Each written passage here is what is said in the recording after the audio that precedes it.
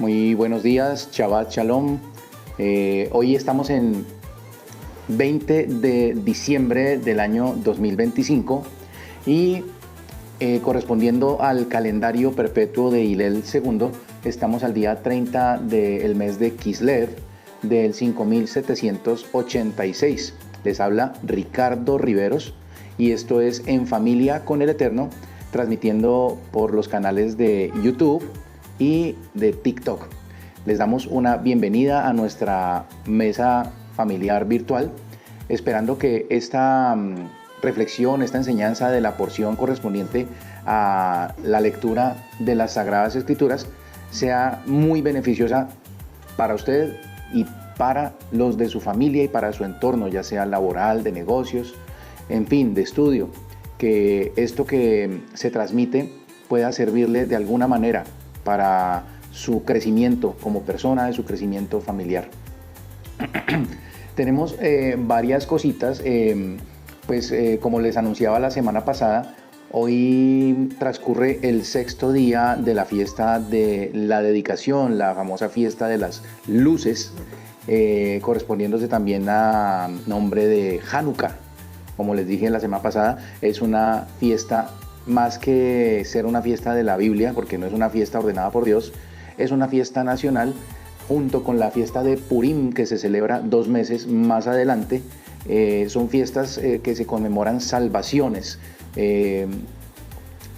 Las dos fiestas le recuerdan al pueblo que en algún momento de la historia un gobernante muy poderoso ordenó el exterminio total.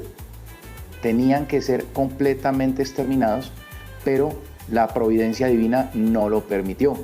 La providencia divina, en cumplimiento a la promesa que se le hizo a Abraham, no permitió que se exterminara la etnia judía, la etnia hebrea, ¿ya? Esa es la razón por la que el pueblo de Israel en Hanukkah y en Purim conmemoran las salvaciones que el Eterno concedió a ese pueblo, no porque fueran demasiado buenos, como ya se ha mencionado en enseñanzas anteriores, sino por la promesa y el pacto que el Eterno hizo con Abraham, su siervo. ¿Ok? Para este día, o sea, ya esta noche, al ponerse el sol y cuando se haga la separación del Shabbat, los hebreos lo conocen como la ceremonia de Abdalá, que significa separación. Se va a hacer el encendido de la séptima candela, es decir, que esta noche se enciende el servidor y 7 candelas, en total 8. Y ya mañana en la noche es el cierre de la fiesta, encendiendo la Hanukkía, el candelabro completo, es decir, el servidor y las 8 candelas. Se hace el cierre de la fiesta. En esta fiesta pues se tiene por costumbre celebrar con donas, con buñuelos, bueno, con todo lo que se cocine en aceite. Como se los mencionaba la semana pasada, es ya parte de la espiritualización de la fiesta.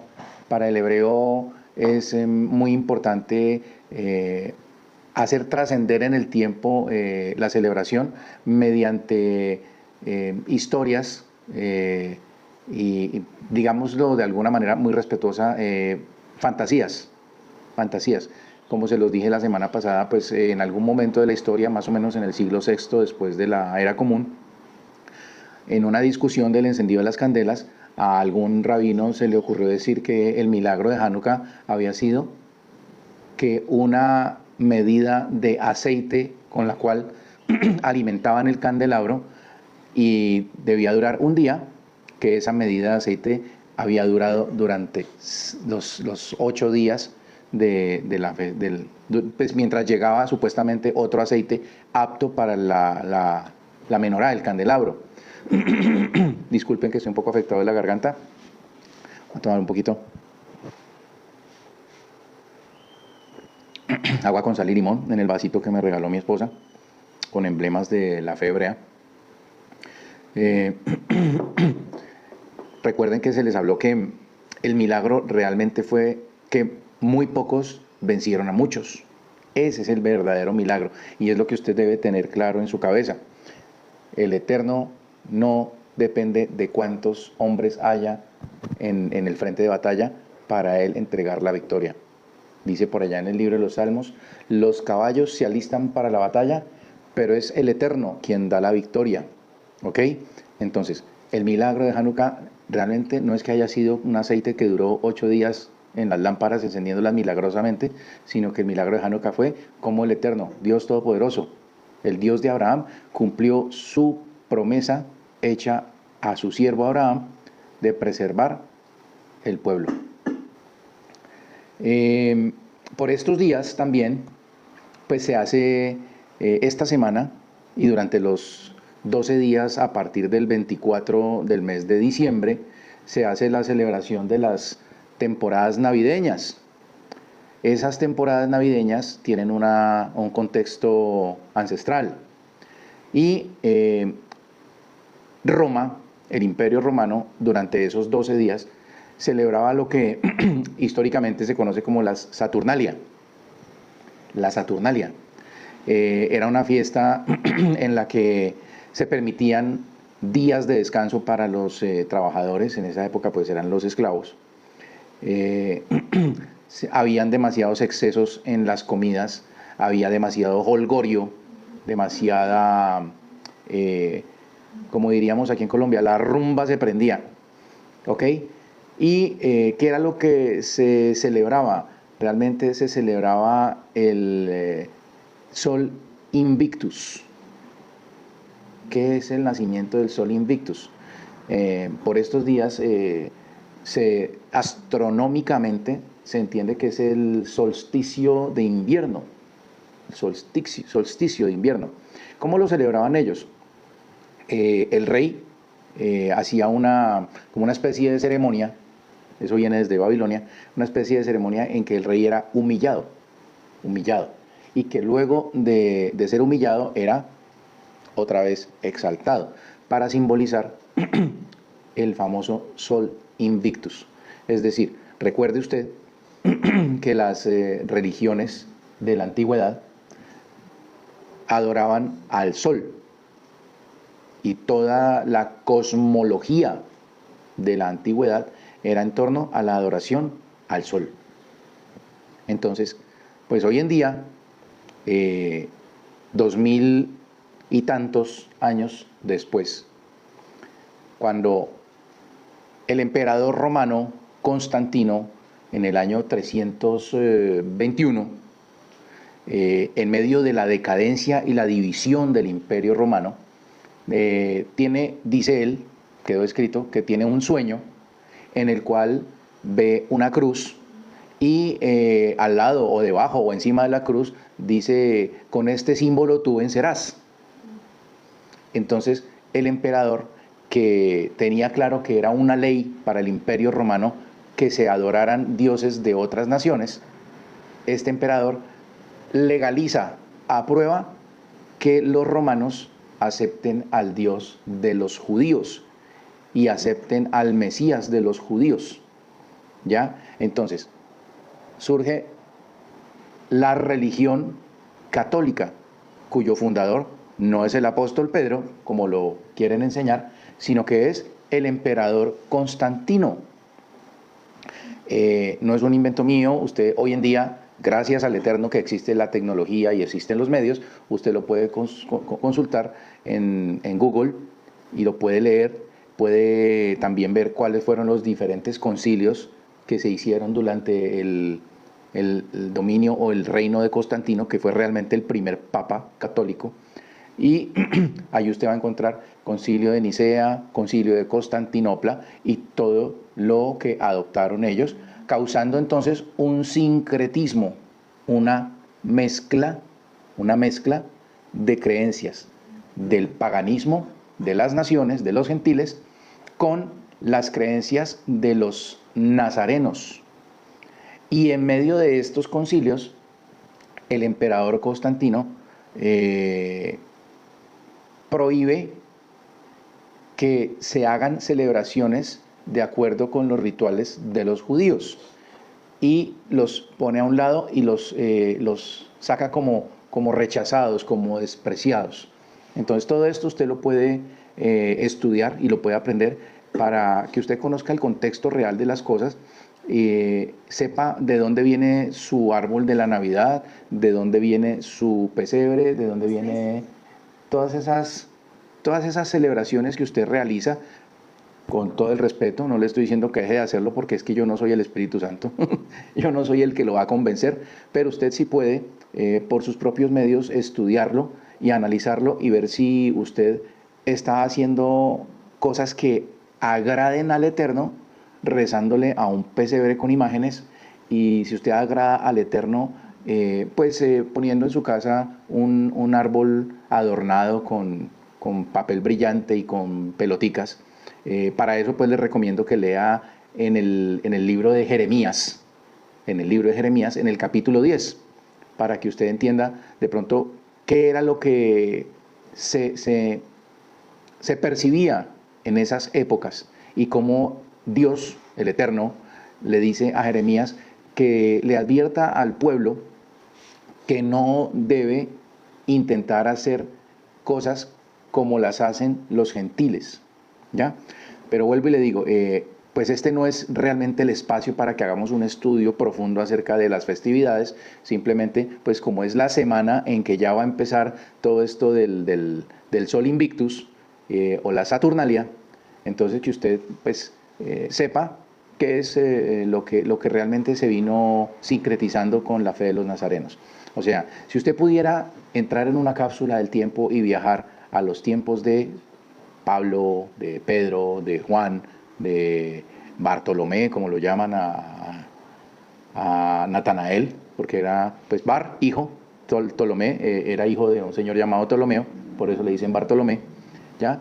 Usted, si pudiera entrar a una casa de esas, usted no va a ver ni árbol de Navidad ni pesebre, ¿ya?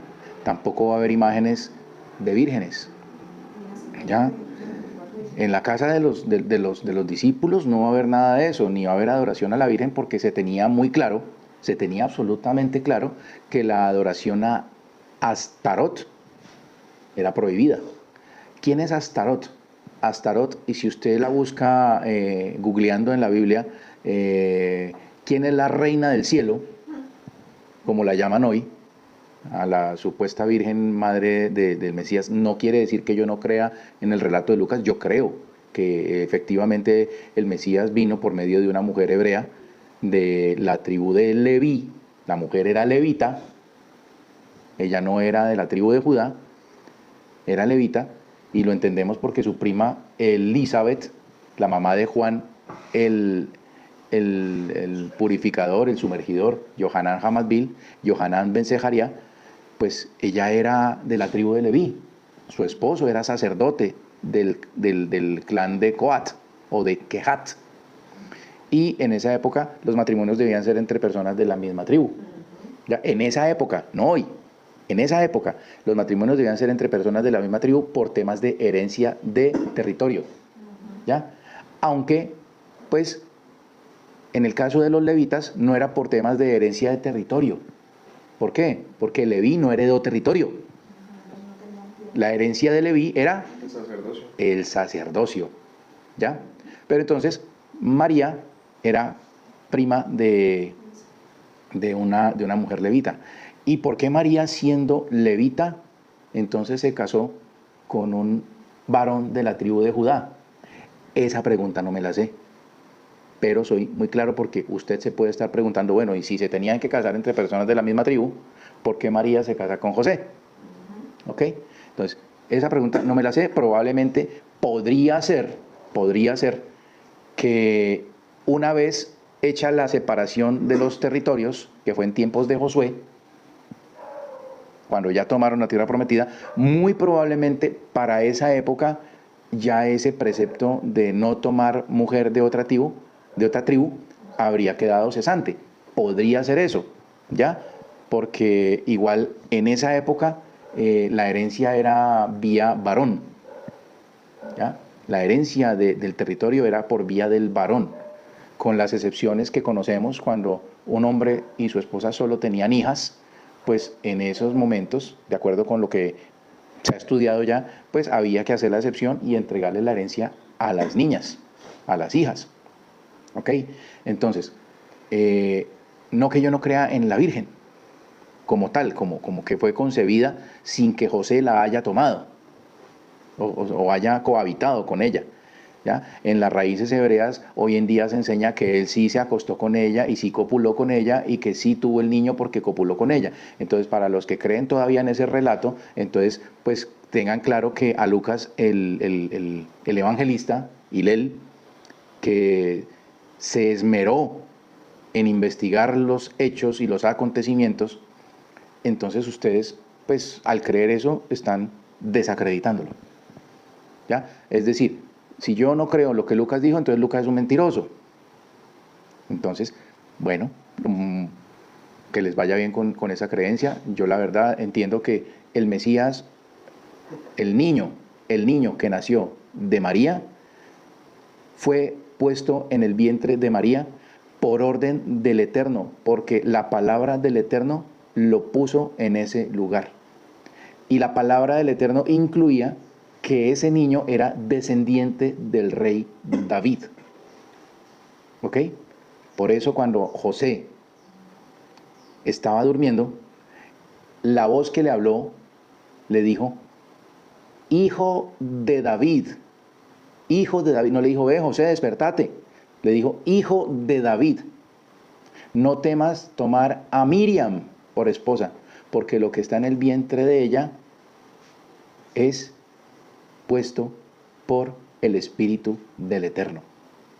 Entonces, ¿por qué le dicen a él el verbo de Dios? ¿Por qué le dicen la memra en arameo? ¿Por qué le dicen el dabar en hebreo? La palabra. ¿Por qué cuando vuelva en el reino que estamos esperando, su nombre no será Jesús ni será Yeshua?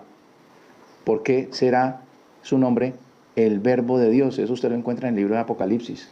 ¿Sí? Que sobre su muslo tiene unas letras y esas letras, ese título dice el verbo de Dios, lo tradujeron. Entonces, el Mesías fue puesto en el vientre de Miriam por palabra del Eterno. Si hay una persona que les enseña otra cosa, yo les recomiendo huyan de ese lugar. Así como a mí me tocó huir de donde me dijeron, usted no puede seguir diciendo eso, porque es que nuestra línea enseña que José sí tuvo intimidad con María y el relato no es cierto. Entonces, no lo voy a hacer, así que ahí les dejo. Para esta semana, cambiando ya el tema, tenemos una de las porciones más significativas de las Sagradas Escrituras. Y es una porción con la cual usted tal vez se identifique muchísimo, porque si a usted le gusta ver de esas películas y de esas series en donde se habla de José en Egipto, pues esta es la porción en la que más se habla de todos los acontecimientos una vez José sale de la prisión. Recuerden que hablábamos la semana pasada de la venta de José por parte de sus hermanos y cómo José llega a donde el jefe de matarifes del faraón, que se llamaba Potifar, y que todo lo que José hacía prosperaba en las manos de Potifar. Pero la esposa de Potifar, como lo vio tan bonito, tan lindo el muchachito, que tenía entre 17 y 20 años, ella se encaprichó con él y quiso tener intimidad con él, pero él no permitió. Entonces ella lo acusó de ser un violador. Un delito muy grave para los egipcios y hoy en día un delito asqueroso. La semana pasada terminamos cuando se cumple la interpretación de los sueños del copero, del rey, del faraón, y del panadero del faraón. El Eterno le da los sueños a ellos y ellos se los cuentan a José, y José, con la guía del Eterno, José les interpreta los sueños, y los sueños se cumple su interpretación tal cual José se la había dado a estos dos señores. ¿Ok? Entonces, allí paramos la semana pasada y hoy comenzamos con una porción llamada Miketz, al cabo, así empieza. Normalmente las porciones semanales empiezan con las primeras palabras del relato. Entonces, bienvenidos, que sea el poder de la presencia divina en medio nuestro iluminándonos, abriendo nuestros ojos para que podamos ver en las maravillas que hay en su Torá. Que el Eterno toque mis labios con el carbón encendido de su altar para que yo pueda hablar y transmitir por estos medios las maravillas que hay en su Torá. Amén. Al cabo de 2 años cumplidos, el faraón soñó que estaba parado a la vera del Nilo, y del río emergieron 7 vacas de buen aspecto y robustas de carne, que pastaban en la ribera, y tras ellas emergieron del río otras 7 vacas feas y flacuchas, que se ubicaron junto a las vacas a la orilla del río. Verso 4. Y las vacas de mal aspecto y flacuchas devoraron a las 7 vacas de buen aspecto y saludables. Entonces el faraón despertó, volvió a dormirse y soñó por segunda vez. 7 espigas brotaron en una misma caña, saludables y buenas, y de repente 7 espigas delgadas y marchitas por el viento del este brotaron después de ellas. Las espigas delgadas se tragaron a las 7 espigas saludables y llenas. Despertó el faraón y asumió que fue un sueño. Por la mañana su espíritu estaba perturbado y envió a llamar a todos los nigromantes de Egipto y a todos sus sabios. El faraón les contó su sueño, pero no hubo quien se lo interpretara al faraón. Entonces el maestro de coperos le habló al faraón diciendo: hago recordar hoy mis transgresiones. El faraón se enfureció contra sus siervos y me puso en prisión en la casa del maestro de matarifes, a mí y al maestro de panaderos. Tuvimos un sueño en una misma noche, él y yo. Soñamos cada uno un sueño que tenía su propio significado. Y allí, con nosotros, había un joven, un hebreo, un sirviente del maestro de matarifes, a quien se lo contamos, y él nos interpretó nuestros sueños, interpretó a cada uno conforme a su sueño. Y tal como nos interpretó, así ocurrió. A mí me restituyó usted a mi puesto e hizo colgar al otro. Entonces el faraón mandó llamar a José, y prontamente lo hicieron salir de la fosa. Se rasuró su cabello, se cambió de ropa y se presentó ante el faraón. El faraón le dijo a José: tuve un sueño y no hay quien lo interprete. Pero he oído decir de ti que escuchas un sueño y lo interpretas. Faraón en ningún momento menciona a Dios, a tu Dios, al Dios de José. Pongan mucha atención. O sea, Faraón veía, y lo vamos a entender más adelante en la lectura, Faraón veía a José como un semidios. O sea, usted tiene poderes. Usted tiene poderes. La mentalidad gentil. Póngame atención lo que le estoy diciendo. Usted que es cristiano y que es católico, la mentalidad gentil. Se le atribuyen poderes a un hombre. ¿Ok? José respondió al faraón y le dijo: miren la hermosura de lo que es este muchacho. Eso está más allá de mí.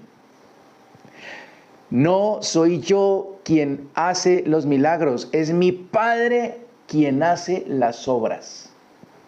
¿Recuerda usted quién decía eso? El maestro Josué. ¿Por qué? Porque decían que él hacía milagros. Dentro del mismo pueblo hebreo, decían que él era el milagrero, que él era el sanador.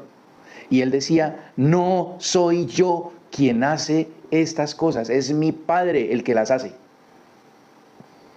Aquí vemos un prototipo del Mesías. Eso está más allá de mí.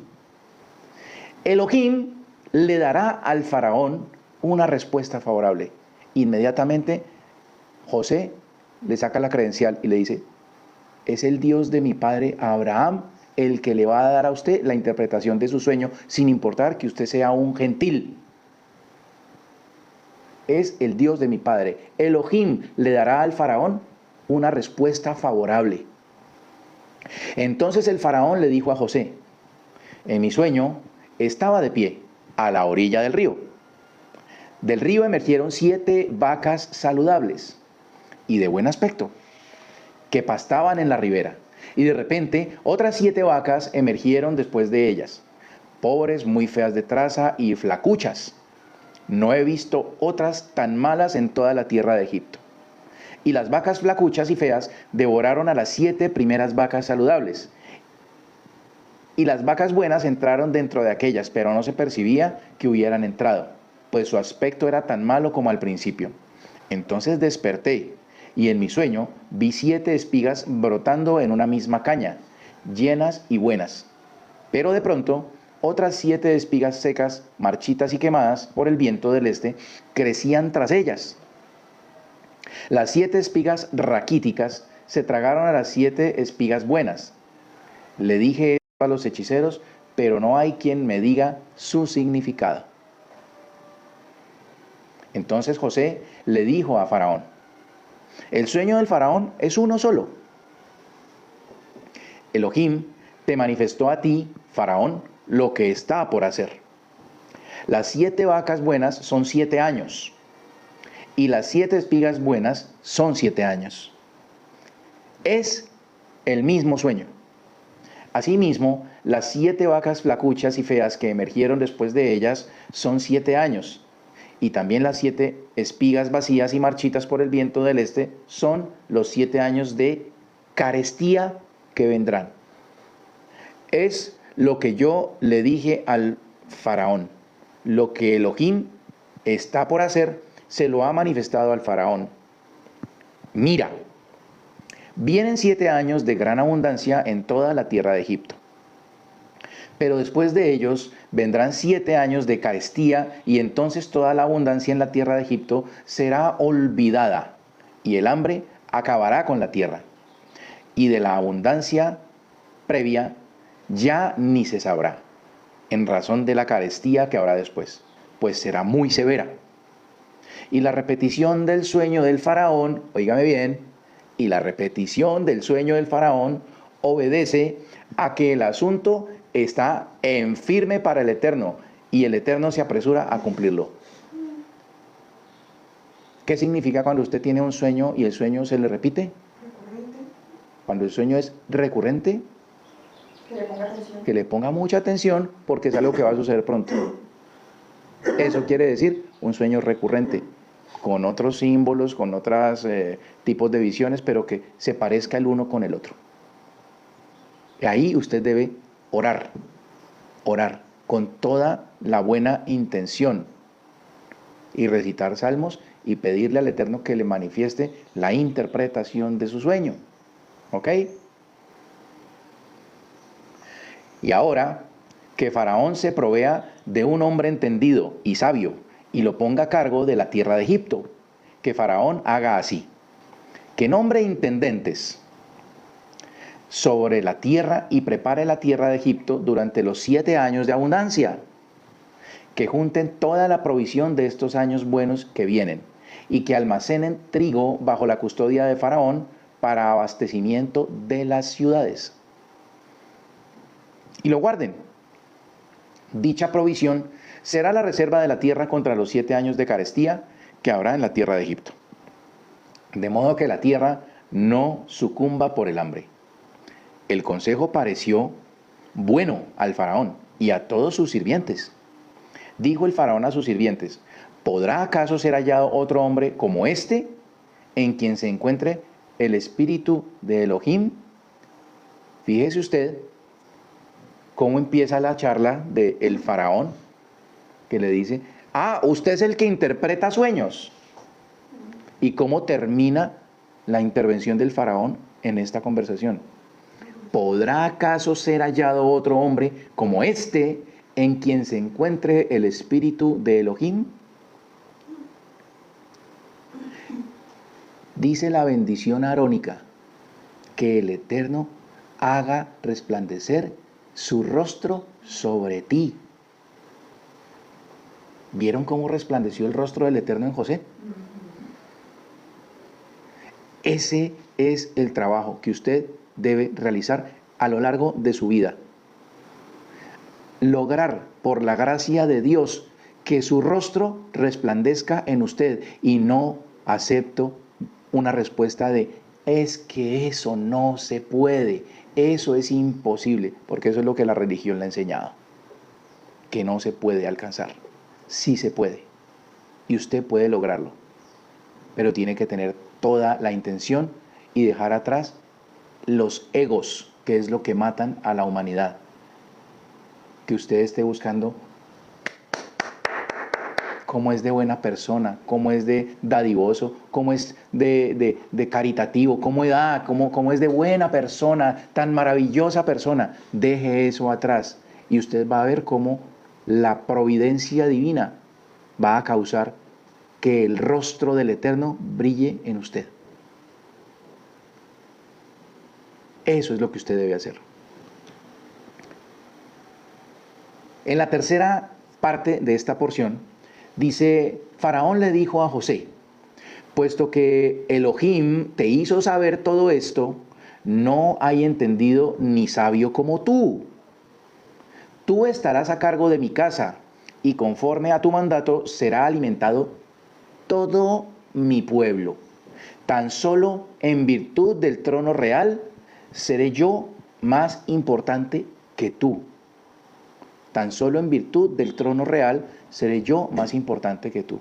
Viejo, esto queda de cuenta suya. Yo soy el faraón solamente porque en nuestra creencia egipcia yo soy hijo de los dioses. ¿Ya? Yo soy el elegido de Horus y todas esas cosas. Entonces, de acuerdo a nuestra creencia, solo por eso yo estoy por encima suyo. De aquí en adelante usted es el que manda, compadre. Eso fue lo que le dijo el faraón a José. Entonces el faraón le dijo a José, mira, te pongo a cargo de toda la tierra de Egipto. Entonces el faraón quitó de su mano su anillo de sellar y lo puso en la mano de José. Lo vistió con ropas de lino fino y le puso una cadena de oro alrededor del cuello. Y lo hizo subir en su segunda carroza y proclamaban ante él, el virrey. Así lo puso a cargo de toda la tierra de Egipto. El faraón le dijo a José, yo soy faraón. Sin ti, ningún hombre levantará su mano o su pie en toda la tierra de Egipto. El faraón lo llamó a José Safenat Paneach, lo que significa el intérprete de mensajes crípticos. Y le dio por esposa a Asenat, hija de Potifera, ministro de On. Yosef salió por la tierra de Egipto. Yosef, tenía 30 años cuando se presentó ante el faraón. ¿Cuántos años habían pasado? 13. 7 años de prosperidad. 20. ¿Cierto? 13 más 7 años de prosperidad da igual a 20 años. Ya José llevaba 20 años en Egipto. Y más o menos 2 años después del último año de la prosperidad, es decir, en el segundo año de las famosas vacas flacas, es cuando los hermanos de José van a buscar alimento en Egipto porque les llegó la noticia de que en Egipto había alimento. 22 años en total estuvo José exiliado sin ver a sus hermanos y sin ver a su papá. Discutíamos la semana pasada que el exilio, ser vendido como esclavo, primero que todo, ser vendido como esclavo es un tipo de muerte. Es un tipo de muerte. Pero además de ser vendido como esclavo en el exilio, José fue metido en una prisión, en un hoyo. En el hoyo. Una segunda muerte. Una segunda muerte. Y eso es profético. La segunda muerte no tuvo potestad sobre él, dice el libro de Revelaciones. La segunda muerte no tiene potestad sobre él. Miren cómo aquí, en la parashá anterior, vimos que José simbólicamente, proféticamente, sufre de la primera muerte, vendido como esclavo, y de una segunda muerte, echado en la prisión de Faraón.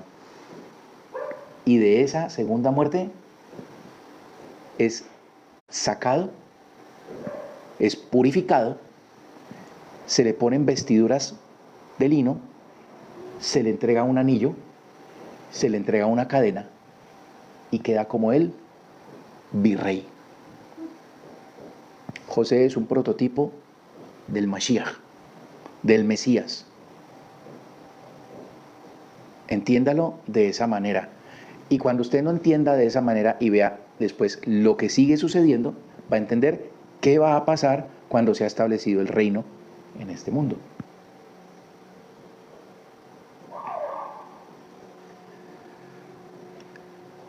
José tenía 30 años cuando se presentó ante el faraón de Egipto.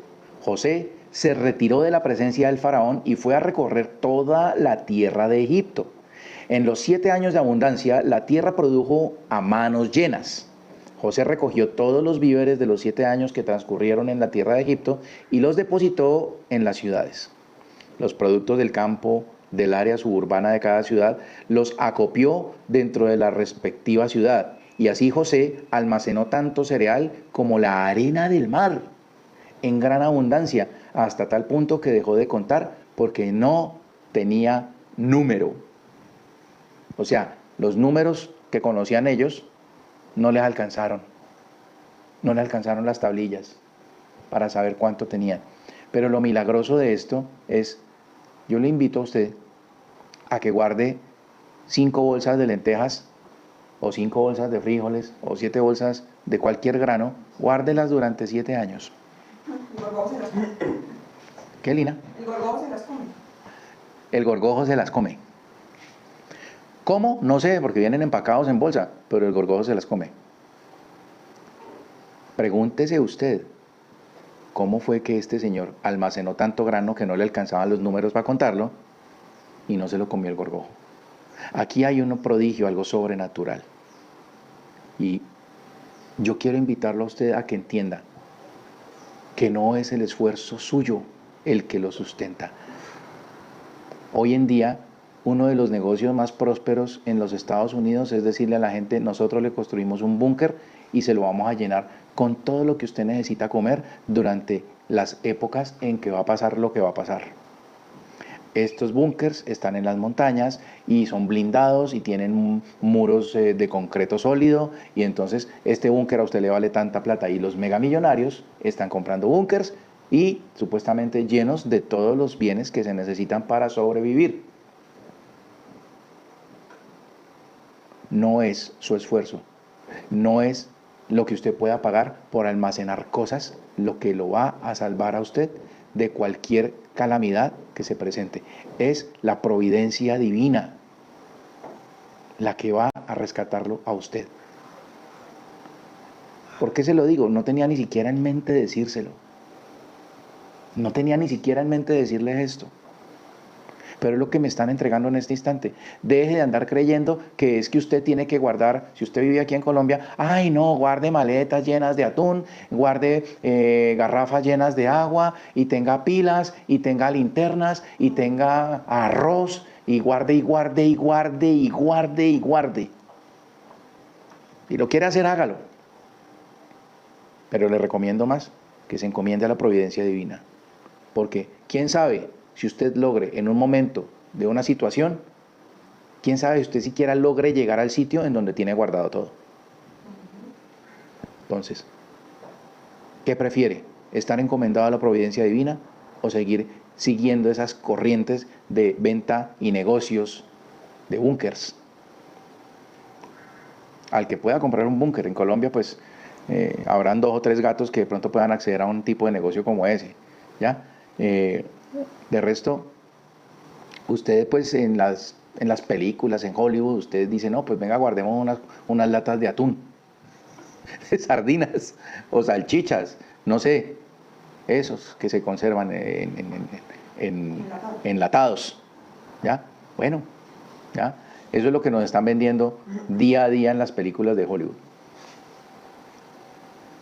En los 7 años de abundancia la tierra produjo a manos llenas. José recogió todos los víveres de los 7 años que transcurrieron en la tierra de Egipto y los depositó en las ciudades, los productos del campo del área suburbana de cada ciudad. Los acopió dentro de la respectiva ciudad y así José almacenó tanto cereal como la arena del mar en gran abundancia, hasta tal punto que dejó de contar porque no tenía número, ya lo hemos leído. Antes de que viniesen los años de carestía, José tuvo 2 hijos de Asenat, hija de Potifera, sacerdote de On. Al primogénito, José lo llamó Menashe, significando, Elohim me ha hecho olvidar todas mis penas y la casa de mi padre. Y al segundo lo llamó Efraín, pues Elohim me ha hecho fructífero en la tierra de mi sufrimiento, tierra de mi aflicción. Por eso se le llama Mizraim, la tierra de la apretura. Culminaron los 7 años de abundancia que hubo en la tierra de Egipto y comenzaron los 7 años de la carestía, como había dicho José.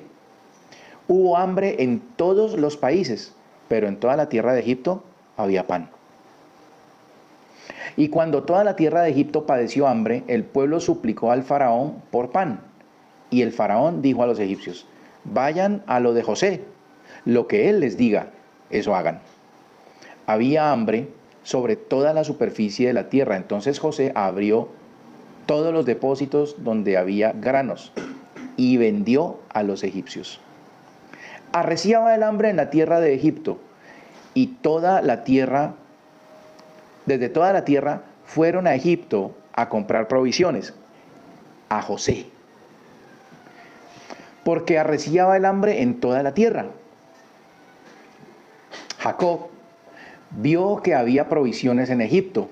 Entonces Jacob les dijo a sus hijos, ¿por qué ustedes se hacen notar? Y dijo, miren, escuché que hay provisiones en Egipto. Desciendan allí y compren para nosotros de allí, para que vivamos y no muramos. Los hermanos de José, 10 de ellos, descendieron a comprar cereal en Egipto. Pero a Benjamín, hermano de José, Jacob no lo envió con sus hermanos porque dijo, no sea que le suceda alguna desgracia. Así, los hijos de Israel fueron a comprar entre los que llegaban porque había hambre en la tierra de Canaán. Pasaban desapercibidos. José era el gobernador del país. Él era el que vendía el cereal a todo el pueblo de la tierra. Vinieron los hermanos de José y se prosternaron con el rostro a tierra. José vio a sus hermanos y los reconoció, pero se mostró extraño para con ellos.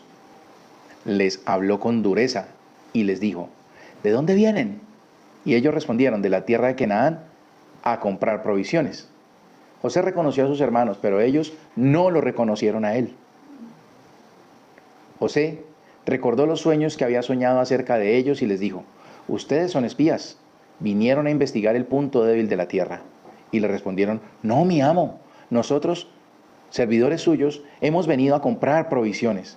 Todos nosotros somos hijos de un solo hombre, somos honestos. Nosotros, servidores suyos, nunca fuimos espías. Pero él les replicó, no, ustedes han venido a investigar el punto débil de la tierra. Entonces ellos alegaron, nosotros, servidores suyos, somos 12 hermanos, hijos de un mismo hombre en la tierra de Canaán. El menor está hoy con nuestro padre y el otro no está.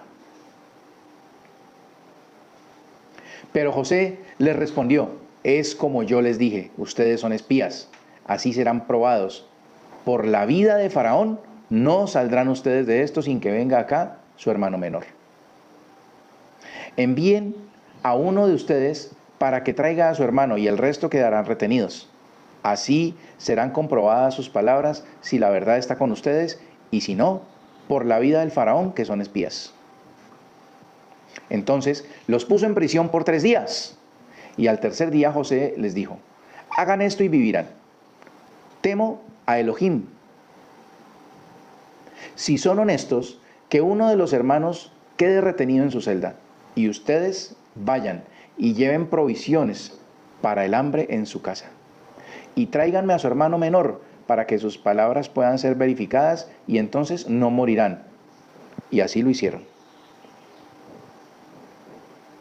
Se dijeron uno al otro, en verdad somos culpables por nuestro hermano. Vimos la angustia de su alma cuando nos rogaba piedad y no lo escuchamos. Empezaron a arrepentirse. Empezaron a arrepentirse en ese momento porque vieron la dureza del trato de un egipcio. Por eso nos ocurrió esto, por eso nos ocurrió este angustioso trance. Entonces Rubén los interrumpió diciendo, ¿no les dije yo que no pecaran contra el muchacho? Pero no me escucharon. También su sangre, miren, está siendo vengada.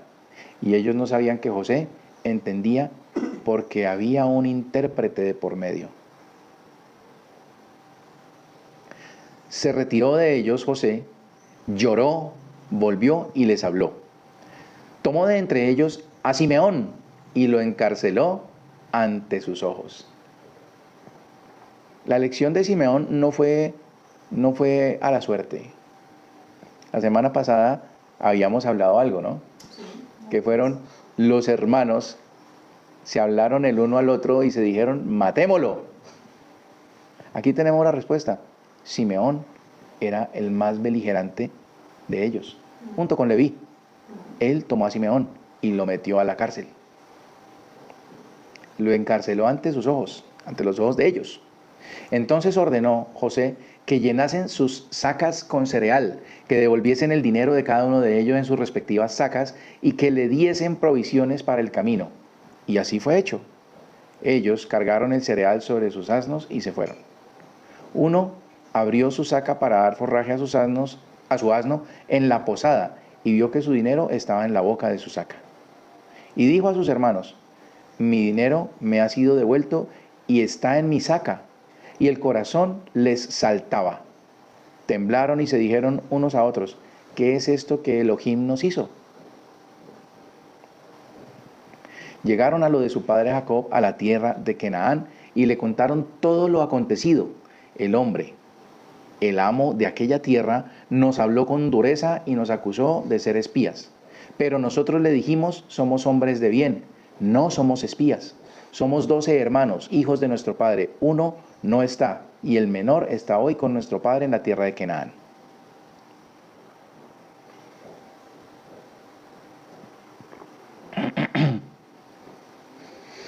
Y el hombre, el amo de la tierra, nos dijo, así podré determinar si son honestos. Dejen conmigo a uno de sus hermanos y tomen lo necesario para saciar el hambre en las casas de ustedes y vayan. Traigan a su hermano menor, así sabré que no son espías, que son honestos, y entonces les entregaré a su hermano y podrán circular libremente por la tierra. Cuando estaban vaciando sus sacas, en la saca de cada uno estaba el atado de su dinero, y cuando ellos y su padre vieron los atados de su dinero, se aterraron. Jacob, su padre, les dijo, ustedes me privaron de mis hijos. José no está, y Simón no está, y quieren llevar a Benjamín. Todo esto me pasa a mí. Entonces Rubén trató de razonar con su padre, si no te lo traigo de vuelta, matarás a 2 de mis hijos. Entrégalo en mi mano y yo lo haré volver a ti. Pero él respondió, mi hijo no descenderá con ustedes, pues su hermano falleció y solo él quedó. Si le ocurriese alguna desgracia en el camino por donde van, provocaría en que mi ancianidad descendiese a la sepultura con angustia. El hambre era severo en la tierra. Cuando terminaron de consumir las provisiones que trajeron de Egipto, su padre les dijo, vuelvan y cómprennos un poco de alimento. Entonces Judá le respondió diciendo, el hombre nos advirtió severamente así, no verán mi rostro a menos que venga su hermano con ustedes. Si envías a nuestro hermano con nosotros, descenderemos y te compraremos provisiones.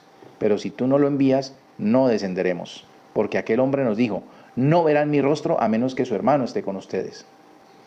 Y dijo Israel, no Jacob. Y dijo Israel, ¿por qué me hicieron el mal de decirle al hombre que tenían aún otro hermano? Y ellos contestaron, con mucho detalle nos preguntó el hombre acerca de nosotros y de nuestros parientes, diciendo, ¿vive todavía su padre? ¿Tienen otro hermano? Y nosotros simplemente le respondimos a sus preguntas. ¿Acaso podíamos saber que nos diría, hagan venir a su hermano? Entonces Judá le dijo a su padre, por favor envía al joven conmigo. Nos levantaremos e iremos para que vivamos y no muramos, tanto nosotros como tú y nuestros niños. Yo respondo por él, de mi mano lo demandarás, si no te volviese a traer y lo parase a él ante ti, estaría pecando contra ti por siempre. Si no nos hubiéramos demorado, ya habríamos vuelto 2 veces. Israel, su padre, les respondió, si ha de ser así, entonces hagan esto. Pongan en su equipaje de los productos típicos de la tierra y llévenle a aquel hombre un regalo, un poco de bálsamo, un poco de miel, cera, loto, pistachos y almendras. Y lleven el doble de dinero en sus manos. Lleven de vuelta con ustedes el dinero que les fuera devuelto en la boca de sus sacas. Quizás fue un error. Vuelve Jacob a aplicar la que le aplicó a Esaú. Mandar regalos. Mandó muchos regalos. Era un hombre dadivoso. Era un hombre que buscaba aplacar la ira con amplitud, con dadivosidad. Usted no alcanza a imaginarse lo grande que es ser uno dador y no retener. Aquí nos están dando fórmulas para éxito. Nos están dando fórmulas para éxito. Miren, ya esta es la segunda vez que Jacob hace este tipo de acciones. Y la platica que ustedes vieron en sus costales, llévenla y muéstresela y entréguela. Diga, mire, aquí me devolvieron esta plata, tenga. Totalmente desprendido de lo material. Un hombre, ¿cómo se lo explico yo? En estos días, en esta semana tenía yo una conversación con alguien muy, muy querido. Y le decía yo que hay personas, hablando de la inclinación al mal, en hebreo lo llaman el Yetzer Hará, o Yetzer Hará. Y le decía yo a esta persona que todo ser humano viene a este mundo equipado con la inclinación al mal. No lo confunda, amigo católico, con el pecado original. Nada que ver. O sea, esa es una doctrina muy errada. Un niño no tiene que ser bautizado para que le sea perdonado un pecado original. Eso no es cierto. La doctrina del bautismo, como la enseña la religión, es una falacia. El maestro nos dio ejemplo de cómo se recibe una tevilá, una purificación, lo que usted conoce como bautismo. Realmente la purificación es un ritual de iniciación cuando usted desea entrar en el camino, como lo dice el maestro, el camino. Los Netzarim los llamaban los del camino, así los llamaban a los seguidores de Yeshua. Cuando usted quiere iniciar en el camino, usted hace ese ritual de iniciación que incluye una purificación ritual, ¿ya? Diferente a lo que le voy a hablar, el Yetzer Hará. Y hablaba yo con esta persona y le decía que cuando un hombre ha trabajado en la sujeción de su Yetzer Hará, hay evidencias y hay testimonios de personas que requieren alimento una vez a la semana. Su cuerpo está tan apegado a los mundos superiores que no les hace falta comer. Comer es lo básico para subsistir en este mundo físico, en el mundo de Asia. Y hay personas que se han logrado apegar tanto a su creador y someter tanto su Yetzer Hará, su inclinación al mal, que ya no los domina el apetito. Ya tienen sujeto el apetito. El Yetzer Hará es importante. Dicen los sabios del pueblo hebreo que su Yetzer Hará es el que lo conduce a usted a salir a buscar trabajo. Su Yetzer Hará es el que lo conduce a usted a querer tener un mejor lugar en donde vivir. Es su inclinación al mal. Y más de uno puede estar diciendo, este tipo se enloqueció. El Yetzer Hará es lo que hace al hombre superarse. Pero cuando usted desboca su Yetzer Hará, su inclinación al mal, entonces usted quiere tener más, no importa cómo. Dominar sobre los demás, ser el dueño de las personas, sujetarlos a usted, esclavizarlos. Entonces eso ya es un Yetzer Hará completamente desbocado. Cuando usted deja que esa inclinación al mal lo domine, ahí es cuando usted no tiene llenadero. Por eso es tan importante que usted logre desprenderse, soltar y depender de aquel que es el dueño de todo. Y volvemos a la semana anterior. Usted debe entender, yo no soy el dueño, yo soy el administrador. Cuando usted le está dando a una persona necesitada y vulnerable algo, no se eche flores, no se aplauda. No se grabe. No se grabe para el Instagram, no se grabe para TikTok. Mire cómo estoy dando acá. No.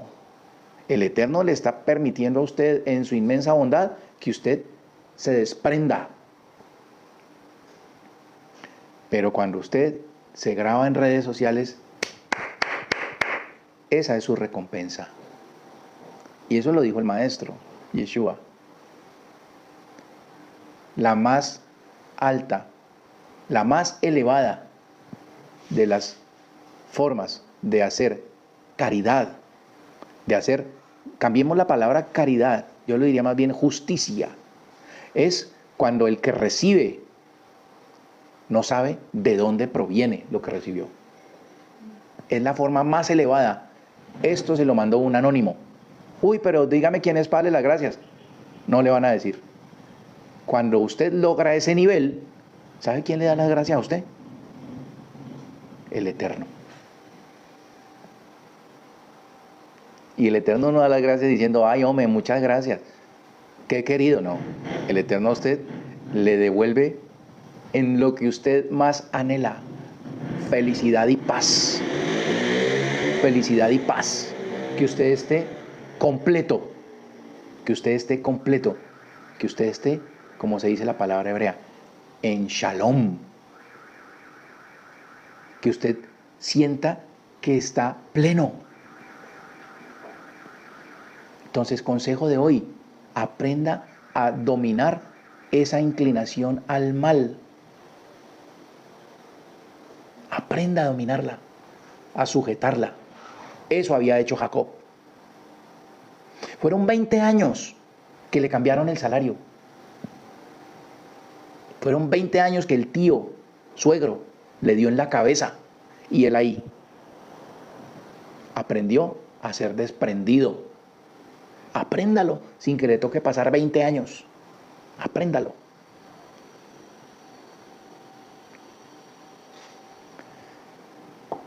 Tomen a su hermano y vayan, vuelvan donde el hombre, y que El Shaddai, mire que aquí no dice ni Hashem ni Elohim, y que El Shaddai, Mati, ¿qué significa El Shaddai?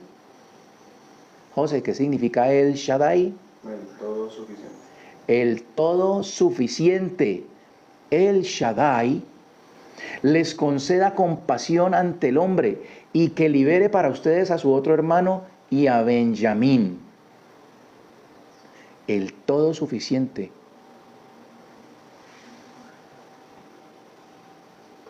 Y en cuanto a mí, así como estuve privado, vuelvo a estar. Tomaron los hombres aquel presente y tomaron el doble de dinero en sus manos y a Benjamín. Se levantaron y descendieron a Egipto y se presentaron ante José. La sexta parte dice, cuando José vio a Benjamín con ellos, le dijo al mayordomo de su casa, lleva a esos hombres al palacio. Y le dijo que dispusiera de carne ya faenada y preparada, porque esos hombres comerán conmigo al mediodía. El hombre hizo como le había ordenado José y llevó a los hombres al palacio de José. Los hombres temieron porque fueron conducidos al palacio de José y dijeron, somos traídos aquí debido al dinero que fue devuelto en nuestras sacas originalmente. Pretenden acusarnos y arrojarse sobre nosotros para tomarnos como sirvientes y confiscar nuestros asnos. Se acercaron al mayordomo del palacio de José y le hablaron en la entrada del palacio y le dijeron, por favor, mi amo, nosotros descendimos originalmente para comprar provisiones. Pero cuando llegamos a la posada abrimos nuestras sacas y estaba el dinero de cada uno en la boca de su saca, nuestro dinero en su cantidad exacta. Entonces lo trajimos de vuelta con nosotros. También trajimos otro dinero con nosotros para comprar alimentos. No sabemos quién puso nuestro dinero en nuestras sacas. Él entonces les respondió, en lo que a ustedes concierne todo está bien, no teman, yo recibí su dinero. Su Elohim, el Elohim de su padre, les ha dado un tesoro oculto dentro de sus sacas. Y les trajo a Shimón. El encargado llevó a los hombres al palacio de José, les dio agua, se lavaron los pies y dio forraje a sus burros. Prepararon su regalo para cuando Joseph arribara al mediodía, porque escucharon que almorzarían allí. Cuando Joseph llegó al palacio, le dieron el regalo que tenían con ellos y se prosternaron ante él a tierra. Él les preguntó por su salud y dijo, ¿está bien el anciano padre de ustedes de quien me hablaron? ¿Vive todavía? Y ellos respondieron, está bien su servidor nuestro padre, aún vive. E inclinaron la cabeza y se prosternaron. Entonces levantó sus ojos y vio a su hermano Benjamín, hijo de su misma madre, y dijo, ¿es este su hermano menor de quien me hablaron? Y dijo, Elohim te agracie, hijo mío. Joseph se apresuró porque se despertó su compasión hacia su hermano y quiso llorar. Fue a su habitación y allí rompió en llanto. Luego se lavó el rostro, salió y conteniendo sus emociones ordenó, sirvan el almuerzo. Le sirvieron a él aparte, a ellos aparte y a los egipcios que comían con él aparte. Pues los egipcios no pueden comer con los hebreos porque es detestable para los egipcios. Fueron ubicados frente a él, de mayor a menor por orden de edad. Los hombres se miraban asombrados unos a otros. Él les pasó las porciones que estaban delante de él. La porción de Benjamín era 5 veces más grande que la de cualquiera de ellos. Y tomaron y se embriagaron con él. Ordenó José al mayordomo de su palacio instrucciones específicas. Llena de provisiones las sacas de los hombres tanto como puedan llevar, y pon el dinero de cada uno en la boca de su saca. Y mi copa, la copa de plata, ponla en la boca de la saca del menor, juntamente con el dinero de su compra. E hizo tal como José le dijo. Después de haber despuntado el alba, los hombres fueron despedidos, ellos y sus asnos. Ya habían salido de la ciudad, pero no estaban lejos. Entonces José le dijo al mayordomo de su casa, vamos, persigue a esos hombres y al darles alcance diles, ¿por qué retribuyen mal por bien? ¿No es esta la copa de la que bebe mi amo y que utiliza para adivinar? Obraron mal en lo que hicieron. Y él, luego de alcanzarlos, les dijo esas mismas palabras, y ellos alegaron, ¿por qué dice mi amo tales palabras? Sería indigno para nosotros, servidores suyos, hacer semejante cosa. Tenga presente que el dinero que habíamos hallado en la boca de nuestras sacas se lo devolvimos. Desde la tierra de Canaán, ¿cómo íbamos a robar del palacio de su amo plata u oro? Aquel de nosotros, servidores suyos, en quien fuese hallada la copa, que muera. Y nosotros seremos sus sirvientes, mi amo. Y él respondió, debería ser como ustedes dicen. No obstante, aquel en quien fuese hallada, ese será mi sirviente y los demás serán libres de culpa. Rápidamente Cada uno bajó su saca a tierra y la abrió. Y el mayordomo real buscó. Comenzó por el mayor, para no despertar sospechas de los hermanos, y terminó por el menor. Y la copa fue hallada en la saca de Benjamín. Entonces rasgaron sus vestimentas y cargando cada uno su asno, volvieron a la ciudad.